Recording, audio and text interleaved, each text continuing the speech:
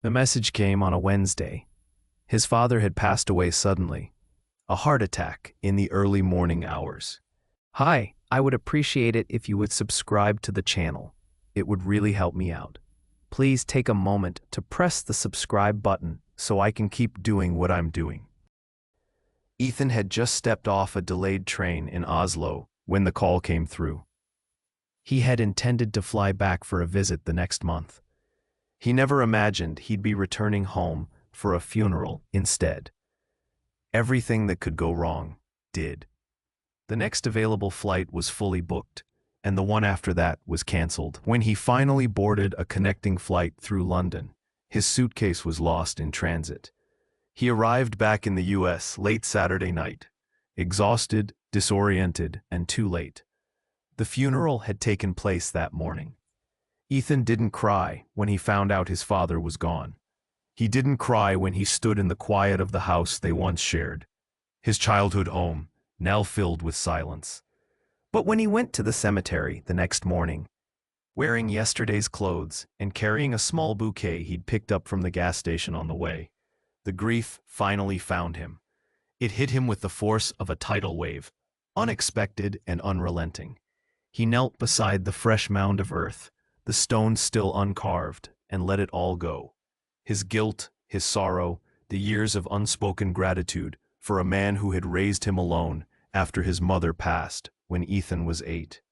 His father, Michael Whitman, had been a quiet man, steady, even-tempered, with hands that could fix anything and a mind that saw the world in gentle clarity.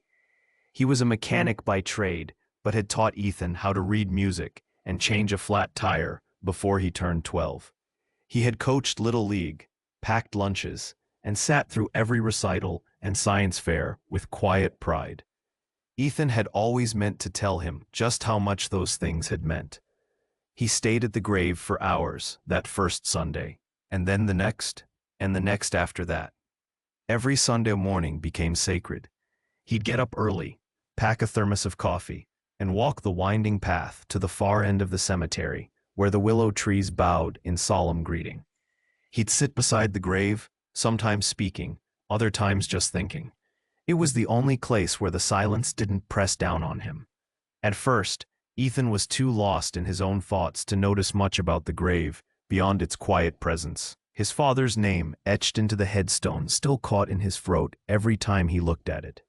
The grass hadn't grown over yet, just a simple rectangle of earth, still soft around the edges. Some Sundays he sat in silence, others he spoke aloud, rambling stories, apologies, or simply repeating "I'm sorry" into the breeze. But by the 6th or 7th visit, something changed. A single peace lily, white, with the dew still clinging to its petals, laid gently on the top of the stone. No card, no note, just the lily. Ethan frowned and looked around. The cemetery was empty, save for a groundskeeper far in the distance trimming hedges. He crouched beside the grave and examined the flower. It was real, carefully trimmed with a clean cut at the base. He hadn't brought it. The thought that someone else might be visiting his father's grave unsettled him at first. Michael wasn't a man with many known friends or extended family. They'd had a quiet life together after Ethan's mother passed. But as the weeks wore on, the gesture began to bring an odd comfort. Someone else remembered. Someone else cared. By now, the headstone had been placed. Smooth granite, simply etched. Michael Whitman, father, friend, man of quiet strength. Ethan had chosen the words carefully. They weren't dramatic, but they were true. He began arriving earlier and earlier on Sundays, his curiosity growing. The lily always looked freshly placed.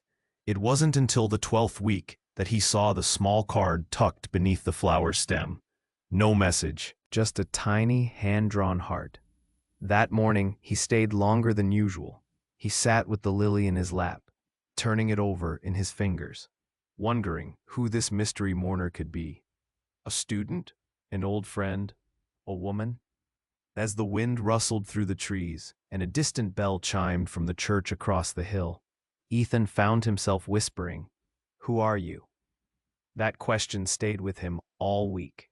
It followed him into his dreams, echoed the next Sunday. Ethan arrived earlier, just after dawn. It was cold, and a thin mist curled across the headstones. His breath puffed white in front of him as he approached his father's grave, hands in his coat pockets. And there it was again, another lily. Fresh, dewy, the same deep red hue. This time it leaned slightly against the headstone, as if someone had placed it there with care. Ethan crouched beside it, touched the stem. The cut was precise, probably done with sharp shears. Not from a supermarket bunch. He sat on the damp bench nearby, rubbing his palms together for warmth. But his thoughts were already drifting. He imagined an old friend of his father's, someone from work maybe, or a woman from church. But he'd gone through all the condolence letters. No one had mentioned regular visits or left flowers. No one had said anything about lilies. Still, the idea of someone else mourning his father struck a quiet chord in him. It made the grave feel less empty, his grief a little less lonely. Over the next few weeks, it became a quiet mystery he didn't talk about with anyone. The lily was always there, never missed a Sunday, always fresh and perfectly placed. Ethan tried arriving earlier and earlier, one week at 7, the next at 6:30. But whoever was coming, they were even earlier than him. It unsettled him at times, this silent visitor, but not in a fearful way. More in the way an unsolved riddle tugs at the back of your mind. His imagination ran wild with theories. Maybe his father had a second life Ethan never knew about, a secret friend, a student, someone he helped. That idea stuck with him most of all, helped. His father had always been quietly generous. He didn't have much, but he gave what he could. When Ethan was a teenager, there had been a single mother who lived down the road. Her car broke down regularly, and Ethan often found his dad under the hood of it on weekends. He'd refused payment every time. "Just doing what I can," he'd say. Maybe the lily came from someone like her, someone his dad had helped, quietly, without ever telling a soul. One morning, Ethan sat longer than usual. The sun had fully risen, casting pale gold light through the trees. He traced the edges of the lily petals with his finger, then looked out across the rows of stones and wondered, not for the first time, if his father had lived a bigger life than Ethan ever realized. He leaned back on the bench and smiled softly, despite the weight in his chest. Someone loved his father enough to keep showing up, to remember him every week with something beautiful and simple. The lily had become more than a mystery now. It was part of the ritual, a quiet, sacred exchange between two strangers mourning the same man. And as the breeze stirred the leaves around him, Ethan made a decision. Next Sunday, he would wait. He wanted to see her, whoever she was. By the time Sunday rolled around again, Ethan was ready. He didn't sleep well the night before. His thoughts kept drifting to the mystery woman with the lily. Over the past few weeks, her quiet tribute had moved from curiosity to something much deeper. It wasn't just the lily. It was the care in the placement, the consistency, the timing. It was the fact that someone else, beyond blood, beyond obligation, was still grieving his father. And so that morning, long before the sun crested the trees, Ethan made his way to the cemetery. The air was cool and smelled faintly of dew and cut grass. Birds chirped in the distance, and the faint hum of early traffic far away gave the world a sleepy hush. He arrived just after 6. No one else was around. He'd picked out a spot a little off to the side, behind a tall old crypt covered in ivy. From there, you could see his father's grave clearly, but stay hidden among the stone and shadow. And then he waited. The minutes crawled by, his breath misting in front of him.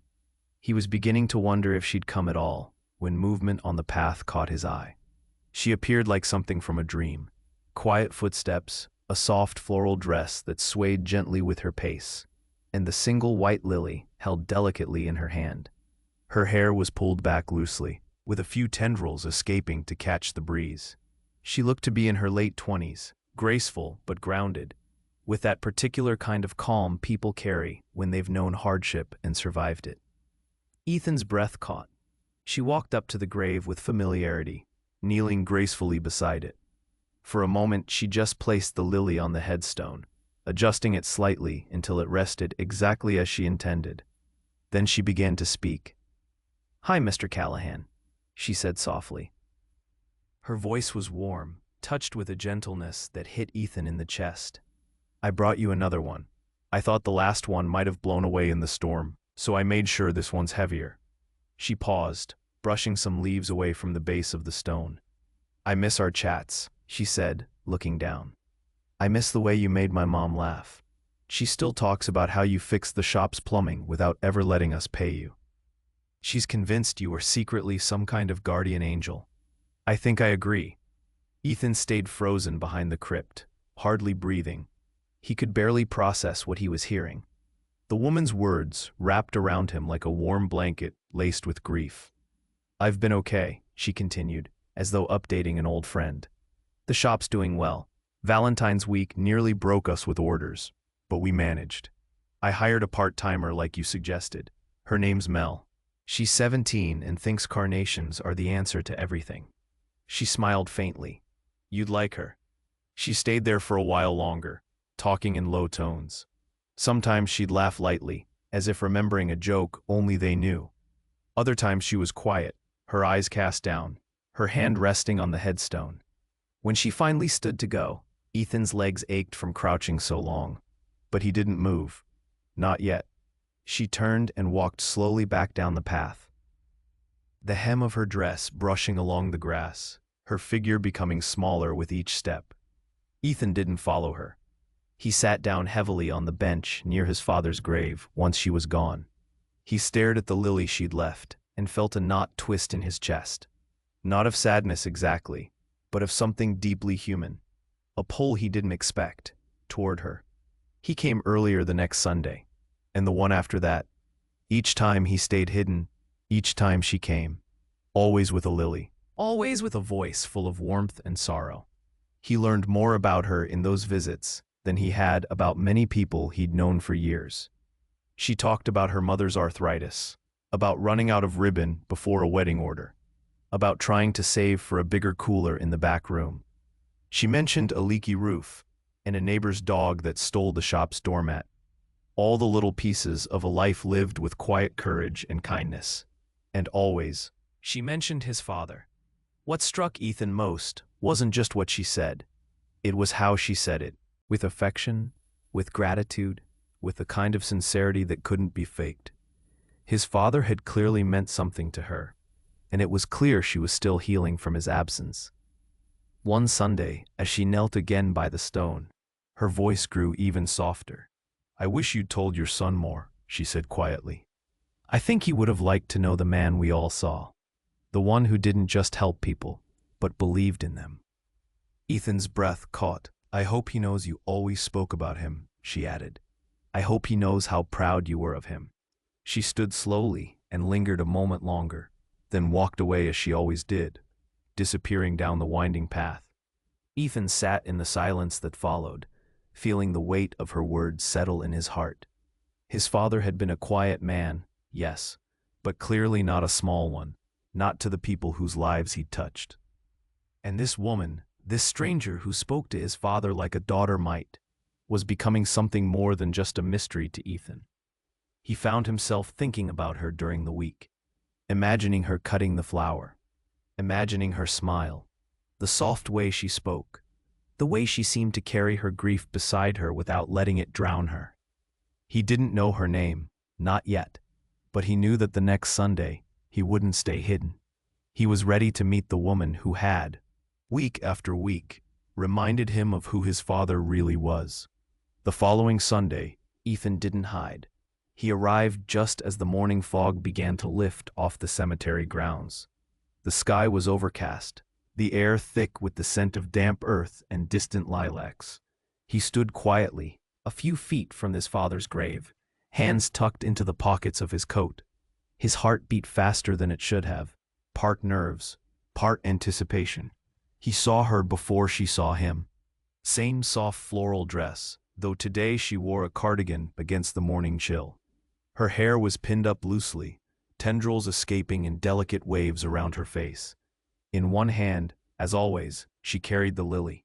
She stepped toward the grave, pausing mid-stride when she saw him. Their eyes met. There was a flicker of surprise, then slight alarm as her gaze swept the environments for the groundskeeper. I'm sorry," she said quickly, her shoulders relaxing as she caught sight of him, and turning her attention back to Ethan. "I didn't know anyone else would be here this early." Ethan offered a small, warm smile.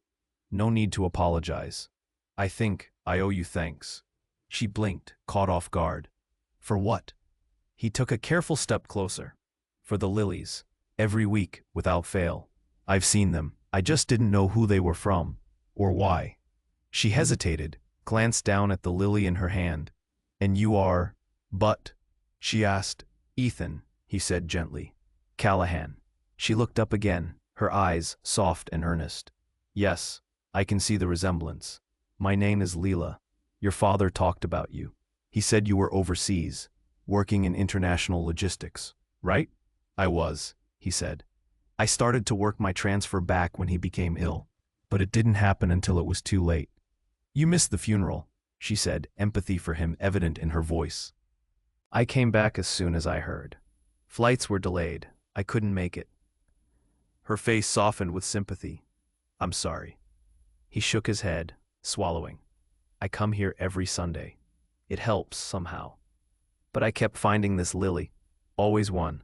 Always fresh. It made me wonder." Lila smiled faintly and took a deep breath. "Your father helped us when no one else would. Years ago, my mom and I were facing eviction. She'd just been laid off, and I was working 2 jobs just to scrape by. We were barely keeping the lights on." She stepped forward, kneeling at the grave, and gently laid the lily down as she spoke. "We used to pass his office every day.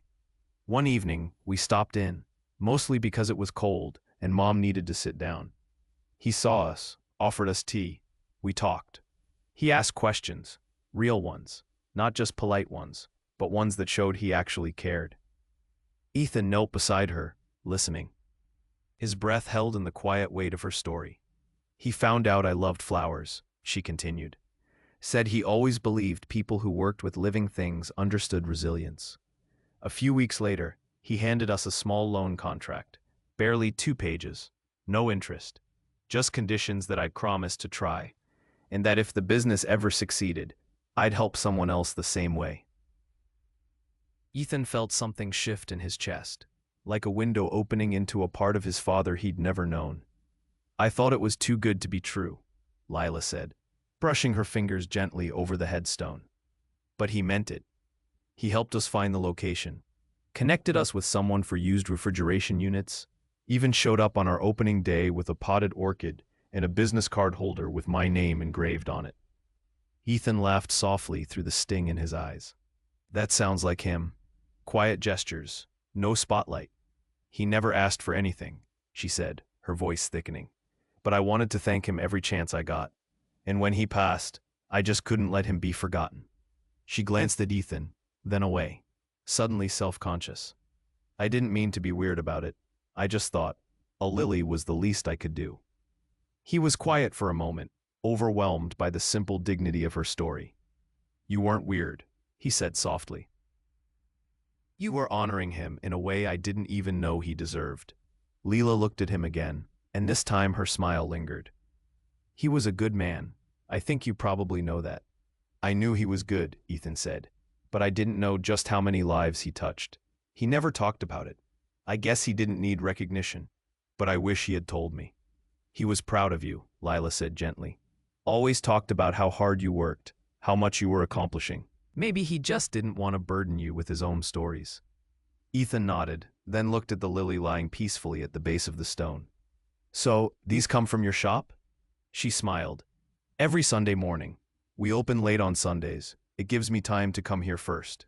He stood and offered her a hand. "Then maybe I should start buying my flowers from you." She hesitated, then took his hand, standing with him. "I'd like that."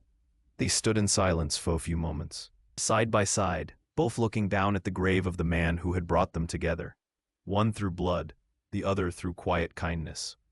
"I'd like to hear more," Ethan said finally. "About the shop, about how you and your mom are doing, about everything he did, if you don't mind." Lila smiled. "I'd love that." As they walked slowly back toward the gate, the morning sun broke through the clouds, casting a warm light over the stone paths and blooming trees. And somewhere between grief and gratitude, Ethan felt something unexpected begin to bloom too. A quiet, promising connection that had started with a single lily.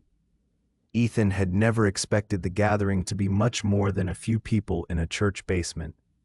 Maybe some folding chairs, a pot of stale coffee, and a few kind words traded about his father. When Lila had invited him, she'd simply said, "There are a few folks who get together every now and then to share stories about your dad. You might like it." So on a quiet Saturday afternoon, he found himself driving to the other side of town, hands a little clammy on the steering wheel. The address led him to a modest community center, tucked between a library and a park. The parking lot was nearly full. He walked in and stopped cold. The room was buzzing. At least 40 people filled the space, seated in small groups or mingling by the refreshment table. There were toddlers on laps and elderly folks in wheelchairs, young couples holding hands, and single mothers wiping juice off their children's faces. The energy was warm, vibrant, alive, and at the center of it all, a large photo of his father rested on an easel, surrounded by candles and blooms of every kind. Lila met him at the door. Her eyes lit up when she saw him. "Hey, you made it." Yeah," Ethan said, looking around in disbelief. "All of these people?" She smiled gently. "He didn't talk about it, but your dad helped a lot of folks just like he helped us." Ethan found himself ushered inside, handed a cup of coffee, and pulled into stories before he could even finish his first sip. An older man with shaky hands told Ethan how his father had paid his electric bill during a brutal winter and refused to let him repay it. A teenage girl spoke about how she'd been given a scholarship to attend art school, funded by an anonymous donor she now knew had been his father. A single mother said she would have lost her home without a small business loan from a man who asked for nothing in return, but a promise to keep going. Ethan stood there, listening, heart swelling with every tale. They came from all walks of life: immigrants, veterans, former convicts trying to rebuild, students, small business owners. Each story painted a more complete picture of the man Ethan had only partially known. A man who'd taken his own grief, widowed too young, raising a son alone, and turned it into quiet, persistent compassion. As the gathering drew to a close, one of the organizers stood and invited anyone who wanted to speak. Lila gave Ethan a nudge. He hesitated, but then stood. "I didn't know most of this," he admitted, eyes scanning the room. "I thought I knew who my father was. He was my hero growing up. But now I realize he was also a hero to a lot of people, and I never even knew. Thank you for sharing him with me." A few people clapped, others nodded. A warmth spread through Ethan's chest. Not pride exactly, but something quieter and deeper: belonging. After the gathering, Lila invited him to walk with her back to the flower shop. It was only a few blocks away. Nestled on a corner, beneath an old brick building with ivy creeping up its side. The sign read "Lila's Blooms," hand-painted with curling vines around the edges. The scent inside was intoxicating: jasmine, lilies, peonies, and lavender, blended together in a sweet, heady perfume. Ethan wandered through the space, pausing by the displays, brushing his fingers over petals. "You really love this place," he said, watching her as she arranged a small bouquet near the window. She smiled. "I do. It saved us. Not just financially. It gave us purpose. Gave Mom something to get up for every day. Gave me something to build." He picked up a small potted peace lily plant. "You sell these to anyone, or just grieving sons?" Lila laughed, her cheeks coloring faintly. You get a special discount. Spring turned to early summer. The shop's front windows bloomed with hanging baskets and cheerful signs. Ethan kept coming, sometimes under the excuse of helping out, sometimes just because it felt more like home than anywhere else had in a long time. His grief softened around the edges. It didn't vanish, but it stopped cutting. And in its place, something else grew: quiet admiration, steady affection, and a hope he hadn't expected. The weeks passed gently, as if the seasons themselves were trying not to disturb the delicate balance that had formed between Ethan and Lila. Ethan found himself staying longer each time. Sometimes he would arrive before the shop opened, bringing coffee and muffins from the bakery across the street. Other times, he'd roll up his sleeves and carry fresh deliveries in from the back. The work was simple: cutting stems, organizing displays, sweeping the floors, but it felt grounding, almost sacred. "I've never seen lilies handled so seriously," Lila teased once, smiling at the concentration on his face. "I'm trying not to offend your standards," he replied, feigning great effort as he arranged a bouquet.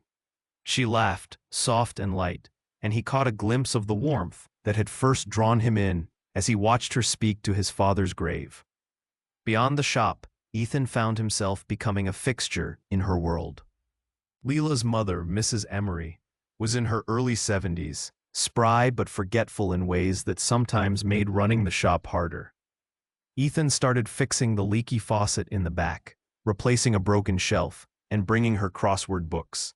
He didn't do it out of obligation. It simply felt right. This small family had embraced him without condition, and it was as though some missing part of him found a place to rest there. Mrs. Emery took a liking to him immediately. "You're not just hanging around for the free coffee, are you?" she asked one morning, squinting at him with mock suspicion as she stirred her tea. Ethan chuckled. "That and the company." She nodded approvingly. "Good answer." With no family of his own left, their home above the shop, warm and full of gentle chaos, began to feel like home. Sunday dinners became a quiet ritual: the clink of cutlery, the smell of fresh bread and roasted vegetables, and the simple togetherness. Build something in Ethan he didn't realize was empty. These weren't grand cinematic moments. They were better. They were real. Lila, too, found herself softening toward the presence that had once startled her at her quiet place of mourning. Ethan's kindness wasn't performative. It was quiet and steady, like a well-rooted tree. He didn't try to impress her. He simply showed up, patient, thoughtful, honest. There were no declarations of love, no swooping romantic confessions. There was just the way he remembered how she took her coffee, the way he waited until she had finished serving everyone else before filling her plate, the way he looked at her when she wasn't watching, his eyes full of something tender and uncertain. One Sunday morning, several months after their first real conversation, Ethan showed up earlier than usual. The shop was still closed, but Lila had left the back door open for deliveries. She turned when she heard the chime. "You're early," she said, wiping her hands on her apron. Her hair was tied up messily, and there was a smudge of soil on her cheek. Ethan smiled at the sight. "I wanted to pick these up personally," he said, holding up 2 bouquets of roses. One was a deep crimson, the kind he always brought for his father. The other was soft pink, fresh, its petals slightly curled. "Yeah, those are lovely," she said, reaching out. "But why 2? The red one's for my dad," Ethan said. "The pink one is for you." Lila blinked, surprised, her fingers pausing. "For me?" He nodded. "You've been part of every moment of this healing. I used to come to the grave feeling lost. Now I leave feeling like I've been found." Lila didn't say anything at first. She looked at the roses, then at him, and her eyes glistened. "You're going to make me cry in the middle of the shop," she whispered, half laughing. He reached out and gently brushed the soil from her cheek. "I wouldn't mind. But maybe wait until after breakfast." At the grave, Ethan knelt and placed the flowers gently against the stone. He took a deep breath and rested his hand on top of it, whispering something only the breeze could hear. When he stood, He walked slowly up to her, and gathering her in his arms, he gently kissed her. She didn't resist.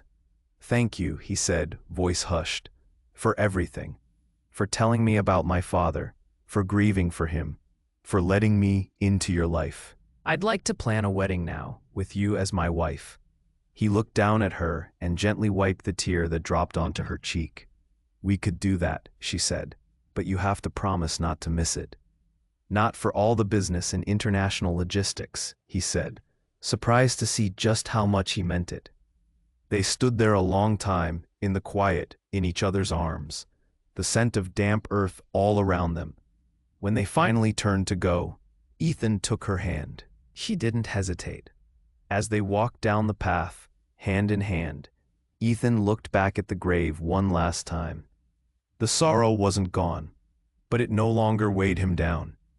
In its place was something gentle and growing, a sense that love, in its purest form, often starts in the quietest places. And sometimes it grows from the softest kind of goodbye. Hi, I would appreciate it if you would subscribe to the channel. It would really help me out. Please take a moment to press the subscribe button so I can keep doing what I'm doing.